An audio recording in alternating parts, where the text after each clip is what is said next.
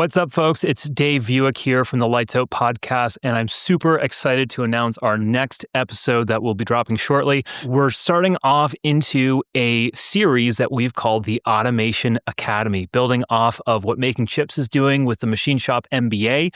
And in our first episode, we're covering the basics. We talk about things like making the case for machine shop automation in North America, just in light of where we're at right now with global political tensions, tariffs, reshoring, the eroding cost advantage of offshore manufacturing, and how all those things are impacting the shop floor right now. And we believe that shop owners now need to be thinking strategically about what they're doing, how they're optimizing their shop to set themselves up for success with machine shop automation technology, whether that's software technology, hardware technology, how to speak with your teams about this shift and managing those changes on the shop floor.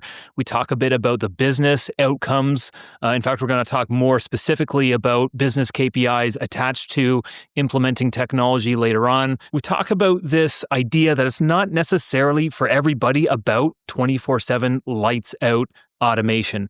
And we're actually kind of trying to coin this phrase called dimming the lights, which really just refers to that process that you're taking to start to think differently about integrating technology on your shop floor and really just eliminating waste and making those strategic investments so that you can achieve better business performance and ultimately stronger paychecks for your team. So I'd welcome you all to give this episode a listen. Again, review, like, and subscribe. Tell your friends about it and leave us some feedback. You can reach out to any of the hosts, Nick, Caleb, or I on LinkedIn, or even just send an email to info@makingchips.com and just let us know if you got some value out of it. If you'd like to hear about anything in particular, we love getting feedback from our audience and we take those things super seriously. So appreciate that. All right, that's it for now. Go give that episode a listen. Thanks.